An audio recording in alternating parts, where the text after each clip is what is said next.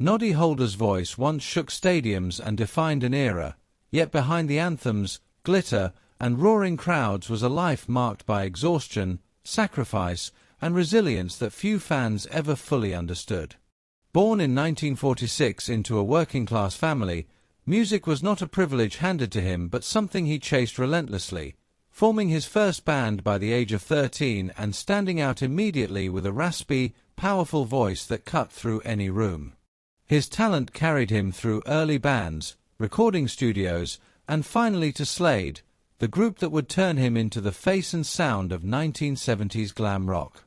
As Slade exploded, Noddy became more than a frontman. Alongside bassist Jim Lee, he helped write era-defining hits like Mama We're All Crazy Now, Come On Feel the No Eyes, and the immortal Merry Christmas Everybody, a song that continues to return every Christmas as reliably as the season itself. Fame arrived fast and loud, bringing endless tours, constant pressure, and the expectation to always be bigger, brighter, and louder.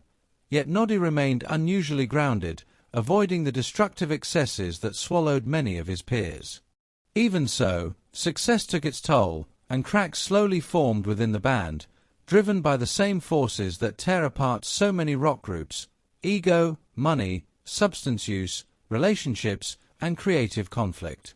Those tensions deepened after bold artistic risks like the dark and misunderstood film Slade in Flame, and were further scarred by tragedy when drummer Don Powell survived a horrific car crash that killed his fiancée and left him with lasting brain damage, forcing the band to quietly support one another while maintaining a public image of strength. Despite loyalty that even led Noddy to turn down the chance to front AC/DC after Bon Scott's death, Burnout eventually caught up with him, and in 1992, after more than 2 decades, he made the painful decision to leave Slade, choosing family and sanity over the grind of non-stop touring.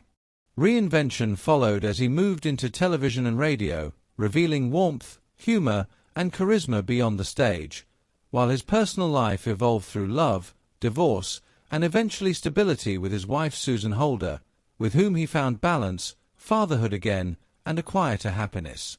Then, in 2018, life delivered its harshest blow when Noddy was diagnosed with esophageal cancer and given just 6 months to live, a verdict that stripped away every illusion of rock star invincibility. Brutal experimental chemotherapy followed, leaving him frail, bald, and reduced to 8 stone, yet through relentless treatment, humor, and the unwavering support of his family, he defied the odds and survived. Today, at 79, Noddy Holder lives more quietly, still under medical watch but surrounded by family, occasionally returning to the stage, still telling stories, still making people smile, and still hearing his voice echo every December across Britain. His story is no longer just about hit records or sold-out arenas, but about endurance, loyalty, humility after fame, and the rare strength it takes to keep going when the spotlight fades and life tests you at your weakest.